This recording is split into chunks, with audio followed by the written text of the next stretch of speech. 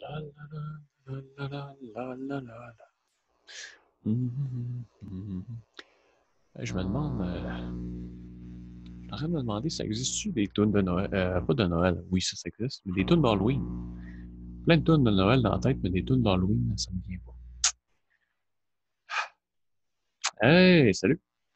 Là, on se dit peut-être, hey, c'est un peu plate comme photo, ça. Ça fait deux vidéos de suite, la photo est pas mal ordinaire. Vous avez peut-être oublié, avant ça, il y avait quand même un gros chef-d'œuvre de Mario Bros. Que lui, Mario Bros. Que lui, c'était écœurant. Fait que là, je me permets d'être un peu plus soft pour les prochains. Là, peut-être qu'il y en a qui disaient, hey, t'es fatiguant, t'arrêtes pas de parler calme. J'avais juste à skipper tout le temps les 45 premières prochaines secondes. 45 premières secondes des vidéos. Après ça, on est sûr qu'il n'y a pas de niaiserie. Après ça, c'est sérieux tout le temps. Qu'est-ce qu'on voit aujourd'hui? Comment calculer l'air total en dessous d'un graphique? Donc, normalement, c'est ça. On a en vert. Quand on calcule l'air avec l'intégrale, ça calcule. Ça compte pour négatif. Puis ça compte pour positif. Ça, c'est l'intégrale de A à B, une fonction f de x dx. OK? Ben là, on veut savoir, on voudrait que ça compte pour du positif. Comment qu'on va faire? Au lieu de calculer l'intégrale de f, on va calculer l'intégrale de valeur absolue de f. La valeur absolue de f, ça prend les points si c'est en négatif, puis si c'est à une distance 3 d'ici, ben ça l'envoie à une distance 3 en haut.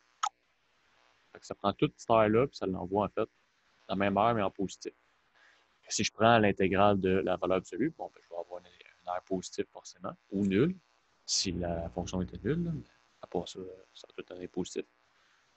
Ça ne sera plus l'aire signée. C'est l'aire signée, les moins, les plus sont tous mis ensemble, finalement, ça fait une somme, mais l'aire totale, c'est tout le temps positif ou nul. Donc, comment on fait pour calculer l'intégrale? Ben, ça va être l'intégrale de AB de la valeur absolue de x. Puis, qu'est-ce que ça veut dire pour se rappeler? Si on va prendre un long saut, envoyer ici. Wow! Qu'est-ce qui se passe avec ça? Je savais pas qu'on peut faire ça. Hey, wow! Hey, on va avoir du fun à soir avec ça. On va s'amuser toute la nuit. OK, fait que la valeur absolue, qu'est-ce que ça veut dire? Valeur absolue, je rappelle, c'est quand ta fonction est positive, ben, ça reste la même chose. Si la fonction est positive, c'est la même chose. Puis si la fonction est négative, on multiplie par un moins.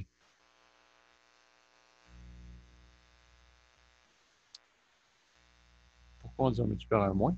Ben, si j'ai moins 4, si je prends sa valeur absolue, ça devient 4.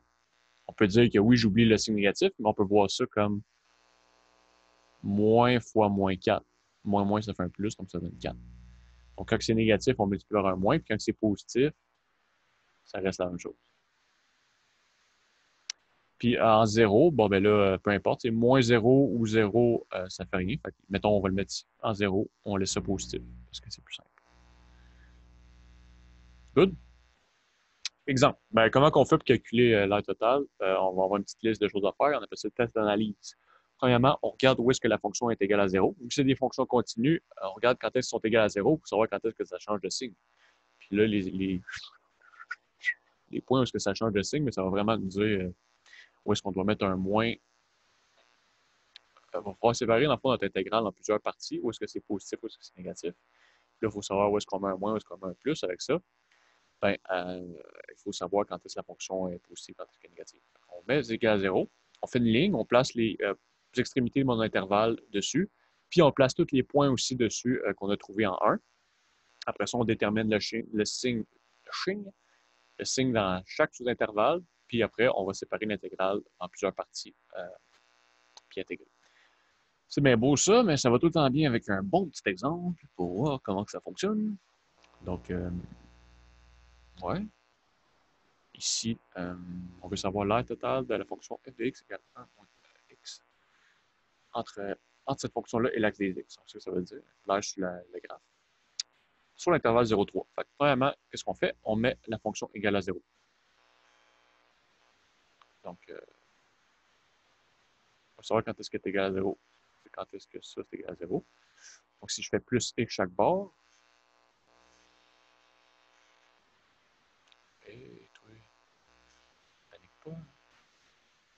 Ça donne 1 égale à x. Donc, on a le point, puis 1 égale à x, donc le point x égale à 1. Est-ce que le point x égale à 1 est dans mon intervalle 0, 3? Oui. OK. Parce que 1 est entre 0 et 3. Donc, qu'est-ce qu'on fait après? On place une ligne. On met les extrémités de mon intervalle, 0, 3. Puis on met le point, le ou les points trouvés, si on a un point, dedans. Puis là, on veut savoir le signe. Il y a deux sous-intervalles ici, un ici, un ici. On veut savoir le signe de la fonction dans ces sous-intervalles-là. Ça va être tout le temps le même signe dans ces intervalles-là. Parce que c'est quand la fonction tombe en 0 qu'elle peut changer de signe. Il n'y a pas de saut dans nos fonctions. C'est tout le temps des fonctions continues qu'on étudie ici. Donc, c'est des fonctions qui se tracent en un trait de crayon. Fait que si elle est positive ici, elle ne peut pas devenir négative. Il faut qu'elle traverse 0. Donc, ici, elle vaut 0. Donc, là, elle change de signe. Ici, elle vaut 0. Là, elle change de signe. Fait que tous les points qu'on a trouvés en 1, en fait, ils vont nous dire, dans cette étape-là ici, ils vont nous dire quand est-ce que la fonction change de signe. Fait que, OK. Donc, comment on fait pour savoir de quel signe? Bon, on prend un point quelconque dans un quelconque dans les sous-intervalles, puis on calcule la fonction si elle est positive ou négative. Par exemple, on prend un point entre 0 et 1. Donc, si je prends une demi, je calcule f de une demi. Ça veut dire que c'est 1 moins une demi. Ça me donne une demi. Donc, ça, c'est une demi, c'est plus grand que 0, positif. Donc, la fonction plus grand ou égal à 0, c'est positif dans cet intervalle-là, ça veut dire que je prends n'importe quel point entre 1 et 3. On ne prend pas 1. On pourrait prendre 3 si on veut, parce que c'est l'extrémité de l'intervalle, mais c'est mieux de ne pas prendre les extrémités. On pourrait en théorie les prendre, mais c'est mieux de tout le temps prendre un point qui est entre les deux. Comme ça, on n'a pas à se poser de questions dans quel cas je peux le prendre, dans quel cas je ne peux pas. Ici, si je prends 1, ça va être 0. On va calculer en numéro 1. Mais c'est tout le temps bon de prendre un point. Bref, c'est tout le temps bon de prendre un point entre les deux. Pas nécessairement au milieu. Donc là, je prends le point qui est exactement au milieu, mais parce que c'est plus simple à calculer vu que c'est un nombre entier, mais j'aurais pu prendre 3 demi ou 5 demi ou 3 quarts. Non, pas 3 quarts, il n'y a pas d'intervalle. 5 quarts, c'est n'importe quel point entre 1 et 3.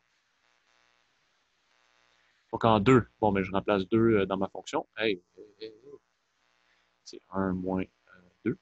Ça me donne quoi? Ça me donne moins 1. Ça, c'est un nombre qui est négatif. Fait que j'ai négatif ici. Donc, OK, j'ai fait mon test d'analyse. Là, je peux faire mon intégrale. Donc, si je veux calculer l'aire totale, ça va être l'intégrale de 0 à 3 de la valeur absolue de ma fonction. Puis là, on le split en intervalles selon ce qu'on va trouver. On sait que de 0 à 1 est positif, donc ça reste la même fonction. Puis que de 1 à 3 est négatif. Il faut mettre un moins devant. X pour la ramener en positif. OK. Fait que là, juste avant de faire ça, je vais juste... on pourrait sortir le moins de l'intégrale. Il faut mettre une parenthèse. On pourrait sortir le moins de l'intégrale. Ben, il va y avoir trop de moins en évaluant. On n'a pas le choix d'évaluer à deux places, parce que c'est entre 0 et 1, puis l'autre c'est entre 1 et 3. On ne peut pas combiner ça ensemble. Fait que je vais rentrer le moins dedans. Je vais distribuer. C'est moins 1 fois ça ici. Je vais le rentrer dedans. Donc ça, c'est la même chose que x moins 1 en fait. Ça change le signe. Ça change le signe de chacun. OK? J'intègre, ça me donne x moins x à la 2 sur 2 évalué de 0 à 1 plus x à la 2 sur 2 moins x évalué de 1 à 3. Bon, ben là, je remplace. Donc, premièrement, dans le premier, bon, je remplace toutes les x par 1. C'est la misère, l'ordi. Ouais, c'est de la faute à l'ordi. Ça ne sera jamais de ma faute. Parce que je suis parfait. OK. On remplace tout par 1. Après ça, on fait moins. On remplace tout par... Moi, je mets tout le temps des parenthèses, parce que le moins, il faut qu'il se distribue à chaque terme. Sinon, c'est mélangeant.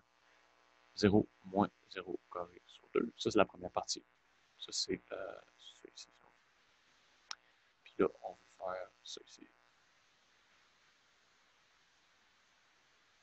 L'écran bug.